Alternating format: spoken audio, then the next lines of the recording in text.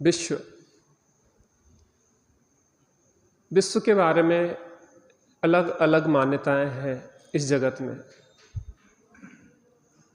कोई कहता है ब्रह्मा ने इस जगत की, इस विश्व की रचना की है, विष्णु इसका पालन करते हैं और महेश इसका संहार कर देते हैं। कोई कहता है कि यह जगत शेषनाग के ऊपर है और जब शेषनाग हिलता है तो यहाँ भूकंप आदि आ जाते हैं। कोई कहता है कि भगवान ने इसको संभाल रखा है। अनेक प्रकार की मान्यताएं चल रही हैं। वास्तविकता क्या है, विचारणीय यह है कोई व्यक्ति जब व्यवस्था करता है तो वह व्यवस्था क्या होती है, एक सीमित व्यवस्था बन पाती है, क्योंकि व्यक्ति की सामर्थ्य सीमित होती है। यह जगत अनादिकाल से है, यह लोक और अनंत काल तक रहने वाला है। अगर कोई ईश्वर इस जगत का कर्ता होता तो इस जगत की व्यवस्था बहुत व्यवस्थित होना चाहिए थी, अव्यवस्थित नहीं होना चाहिए था। क्योंकि समझदार व्यक्ति जो कार्य करता है वो समझदारी के करता है, नादानी के नहीं करता। अर्थात अच्छे अच्छे पदार्थों का निर्माण करना चाहिए था, बुरे पदार्थों का निर्माण नहीं करते। अगर ईश्वर इस जगत की व्यवस्था बनाता होता तो अच्छे अच्छे लोगों को पैदा करना चाहिए थे, बुरे लोगों को क्यों पैदा कर दिया?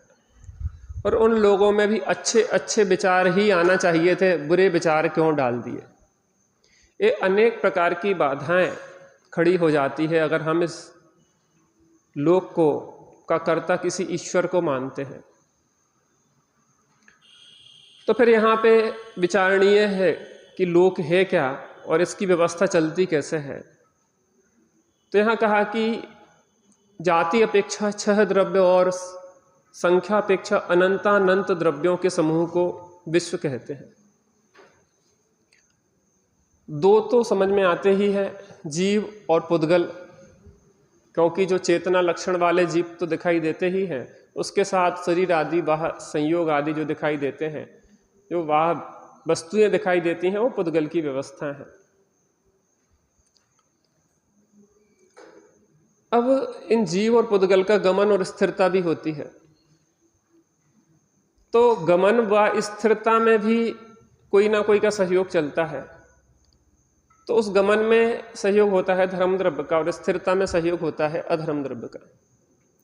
जिस समय में यह परिणमन होता है तो वो टाइम पीरियड जो लगता है उसमें निमित्त होता है काल द्रव्य का, और जहां यह परिणमन होता है उस स्पेस, उस स्थान में की जरूरत होती है, वह क्या कहलाता है? आकाश। तो यह 6 द्रव्य, जीव, पुद्गल, धर्म, अधर्म, आकाश और काल, इन 6 द्रव्यों का समूह विश्व कहलाता है। इन 6 द्रव्यों को किसी ने बनाया नहीं है, कोई इसका पालन नहीं कर रहा, कोई इसका संहार नहीं कर सकता। अर्थात अनादि अनंत है। कैसा है? अनादि अनंत है। इस स्वचालित विश्व और वस्तु व्यवस्था में जीव अनंत है, पुद्गल अनंतानंत है, धर्म द्रव्य एक है, अधर्म द्रव्य एक है, आकाश द्रव्य एक है और काल द्रव्य असंख्यात है। संख्या की तरफ से विचार करें तो जीव असंख्यात प्रदेशी है। पुद्गल, शुद्ध पुद्गल की तरफ से विचार करें तो एक प्रदेशी है, और स्कंद की तरफ से जब विचार करते हैं तो संख्यात, असंख्यात और अनंत प्रदेश हो जाते हैं। धर्म द्रव्य के भी असंख्यात प्रदेश हैं, संख्या में एक है। अधर्म द्रव्य भी संख्या में एक है, प्रदेश असंख्यात है। और आकाश द्रव्य एक अखंड है और प्रदेश अनंत है। लेकिन जब हम लोकाकाश की तरफ से विचार करते हैं तो उसके लोकाकाश में जितने आकाश के प्रदेश आते हैं वह असंख्यात होते हैं। कितने होते हैं? असंख्यात होते हैं। और काल द्रव्य असंख्यात है संख्या में और प्रदेश है एक। देखो, जीव, धर्म, अधर्म, लोकाकाश और काल द्रव्य, जीव के असंख्यात प्रदेश धर्म द्रव्य के असंख्यात प्रदेश, अधर्म द्रव्य के असंख्यात प्रदेश और लोकाकाश के संख्यात प्रदेश बराबर आते हैं। पुद्गल की अभी चर्चा नहीं करेंगे,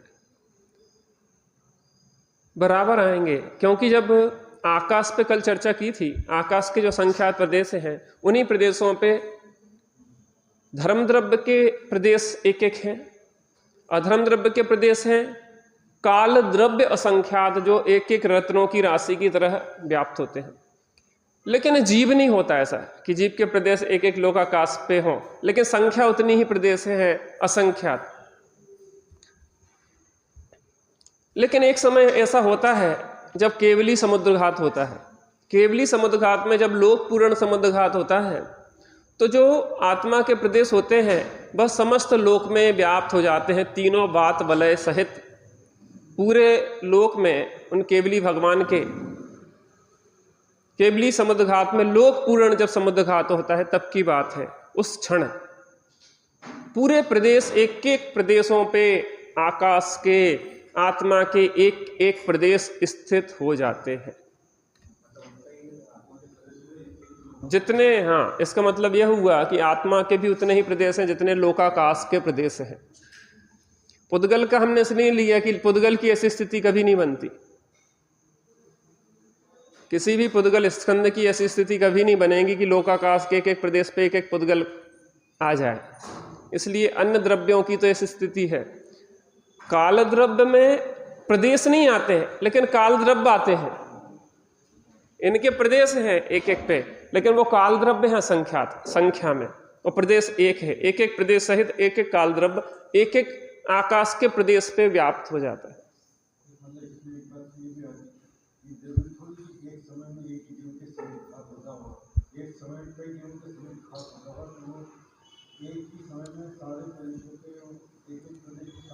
हो सकता है, इसमें कोई बाधा नहीं है।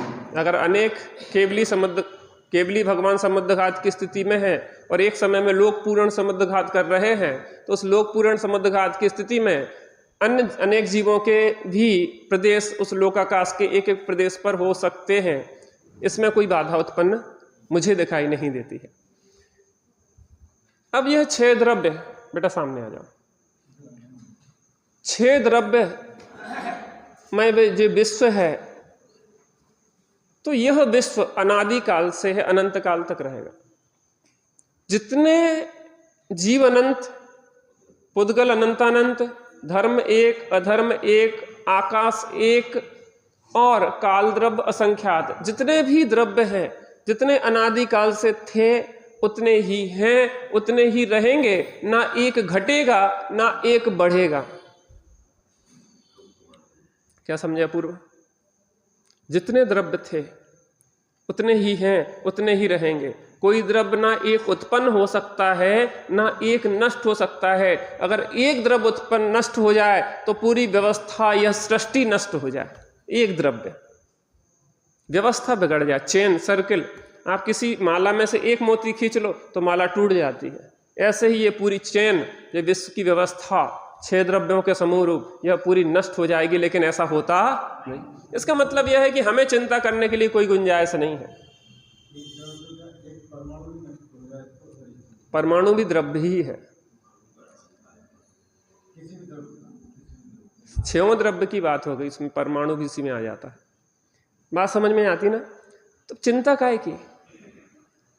हमें चिंता काहे की है? वो व्यक्ति ना मर जाए, मर जाए।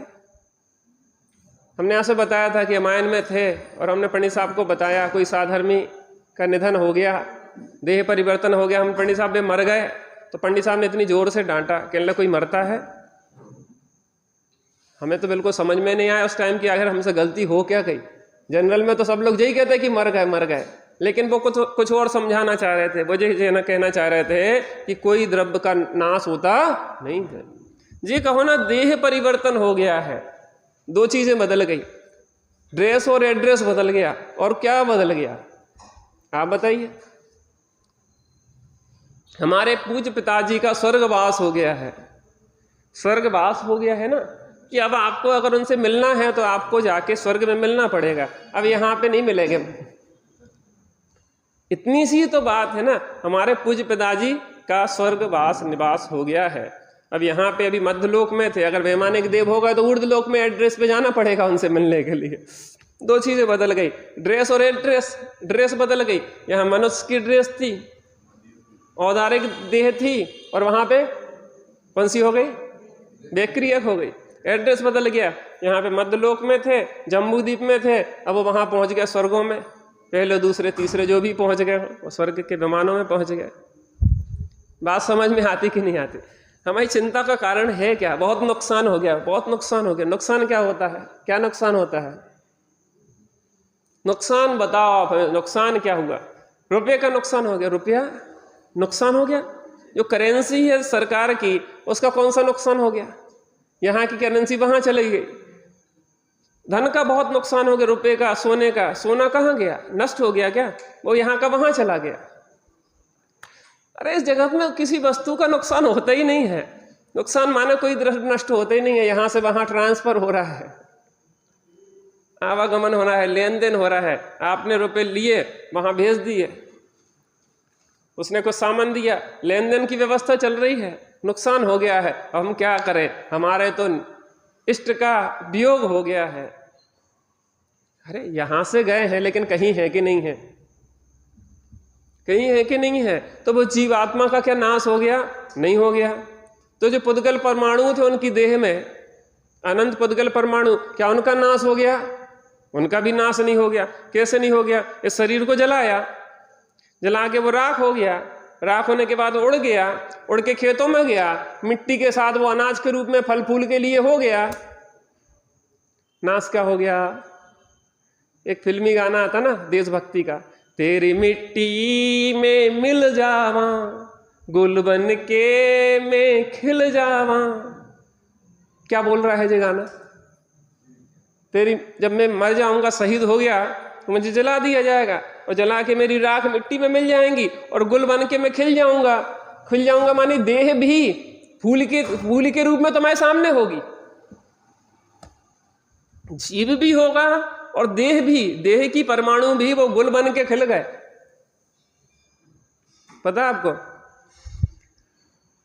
मिट्टी में कितनी ताकत है? मिट्टी में तेल भी है, मिट्टी में चिकनाई भी है, मिट्टी में घी भी है, मिट्टी में आयरन भी है, मिट्टी में सब कुछ है। कैसे मान ले मिट्टी में सब कुछ है? आपने एक बीज डाला और एक बीज के हजारों लाखों बीज हो गए, वो काय में से बने? तिल बनी, सरसों बनी, क्या बनी? मिट्टी बनी।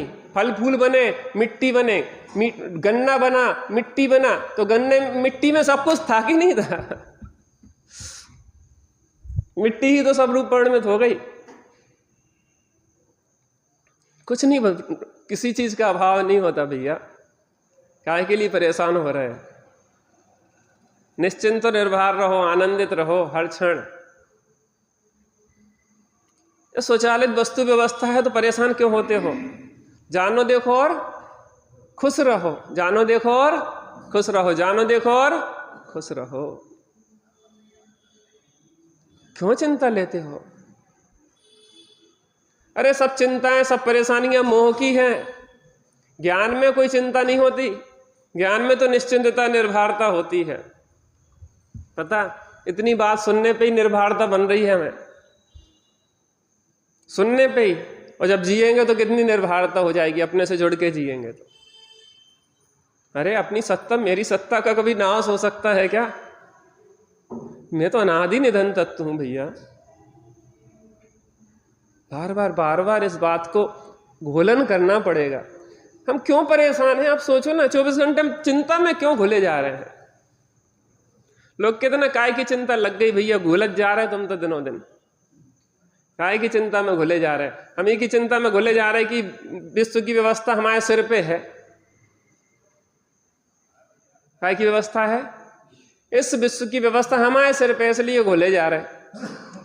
एक बार एक दुनिया माने रुई धुनता था जो, सो एक बार वो समुद्र किनारे घूम रहा था और एक रुई से भरा हुआ जहाज, पानी का जहाज रुई से भरा हुआ चला आ रहा था। अब वो बेचारा जैसे ही जहाज देखा, उसने बड़ा टेंशन में आ गया। कौन धुनेगा, कौन बुनेगा, कौन धुनेगा, कौन बनेगा, कौन धुनेगा, कौन बनेगा।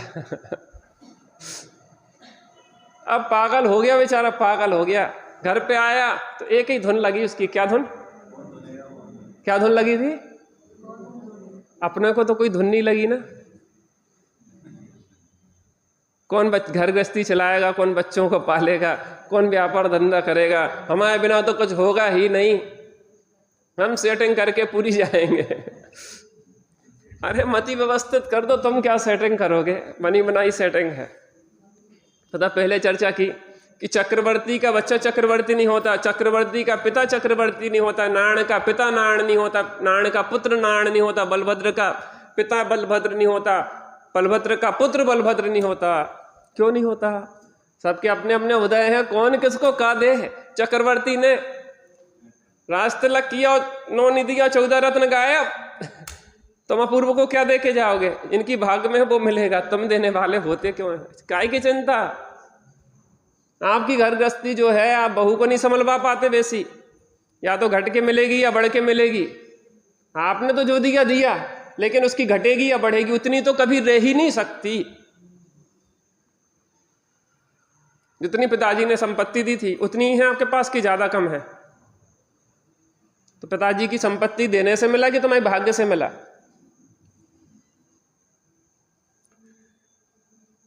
पिता की संपत्ति माता की तरह होती है जो अनुपभोग्य होती है। पिता की संपत्ति माता की तरह होती है जो अनुपभोग्य होती है। माता जैसी भोगी नहीं जा सकती है, वैसे पिता की संपत्ति भी भोगी नहीं जाती है। जो लोग एक एक पैसे के पीछे लड़ते रहते हैं कि हमें 1 तोला कम मिल गया, उन्हें ज्यादा मिल गया, वे समझ लें कि एक छटाग भी लेने लायक नहीं है संपत्ति। जो न्याय है, जो व्यवस्था है, फिर क्या करें? अगर तुम्हें पिताजी ने दी है तो उधारी के तौर पे रखो, अपना व्यापार करो, जितनी संपत्ति थी उतना उसका हिसाब रखो, और जब आपकी खुद की पूंजी हो जाए तो वो दान में दे दो। क्या कहा? उतने समय के लिए आपके पास है और मैं ब्याज के दान में देना पड़ेगी, वो अपने पास नहीं रख सकते 1 पैसे भी। आप उधारी के तौर पे यूज करो, मैं ब्याज के देना पड़ेगी, बस इतना समझ के चलना। सब व्यवस्थाएं स्वचालित वस्तु व्यवस्था है, आप और हम करने वाले कोई होते नहीं हैं। किस बात का भार हम सिर पे रखें? 6 द्रव्यों का वर्णन, स्वयमेव इस जगत का सब काम हो रहा है, स्वयमेव इस जगत का सब काम हो रहा है। आगे क्या है? वो भी धीरे धीरे हमको भी धीरे धीरे सद्ज्ञान हो रहा। करने को जड़ का कार्य तुझे जड़ ही होना होगा। बोलिए एक बार।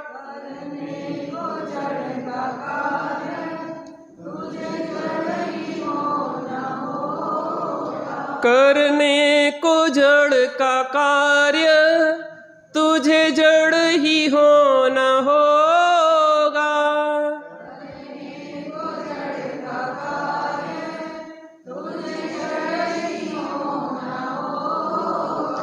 अज्ञान में है चेतन, तूने अज्ञान को ही भोगा।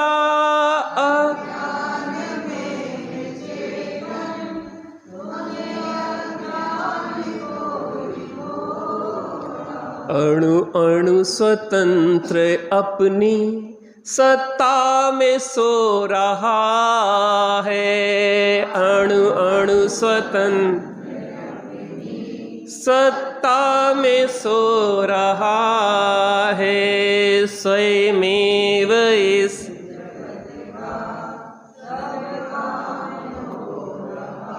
अणु अणु अपनी सत्ता में सो रहा है, अपनी अपनी सत्ता में पड़मन कर रहा है। तुम इस शरीर का पड़मन करा कहाँ सकते हो? अरे तुम अपूर्व इतने दुबले क्यों हो? कुछ खाते पीते क्यों नहीं हो?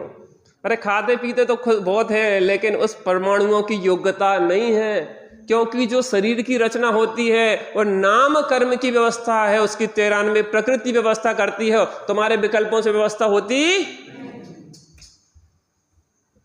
हमसे लोग कहते पंडित जी क्या बात है, जो खाद पियत काय नहीं है। अरे हमारे खाने पीने से शरीर की व्यवस्था नहीं बनती कितनी खाद रहो। सही बताएं, दुबले लोग ज्यादा खाद और मोटे लोग कम खाद, फिर भी एक रोटी खाएंगे उसके बाद भी हो जाए, और दुबले लोग खूब खाएंगे और फिर भी जो कहते हो बने रहेंगे। अगर हम करता होते ना तो सब पड़मन हमारे अनुसार हो गया होता। सही बताएं, जिरमाणी की गोद में बैठ के इतनी निर्भरता होती है, जैसे माँ की गोद में बच्चा निश्चिंत निर्भर हो जाता ना, ऐसे ही हम भी निश्चिंत निर्भर होके बिल्कुल प्रसन्न हो जाते हैं। कर्तव्य भाव हमें बिल्कुल बोझे की तरह हमारे ऊपर लदा रहता है। अनादि नदन विश्व व्यवस्था, 6 द्रव्यों का स्वतंत्र स्वाधीन परिणमन हो रहा है, जहाँ कोई विकल्प के लिए स्थान नहीं है। विकल्प पर में अकिंचित कर हैं और अपने लिए अनर्थकारी है। कितने विकल्प करते रहते, ऐसा मकान बनवाएंगे, ऐसी दुकान चलाएंगे, ऐसी शादी करेंगे, ऐसा करेंगे, वैसा करेंगे, ऐसी गृहस्थी, ऐसा विकल्पों की लाइन लगी है और एक भी विकल्प से कार होने वाला नहीं है। विकल्प पर में अकिंचित कर और अपने लिए अनर्थकारी। 6 द्रव्यों में यह विश्व की व्यवस्था स्वचालित है, किसी को इसमें करने की कोई गुंजाइश नहीं है। यह स्वीकारोक्ति ही सम्यक दर्शन है।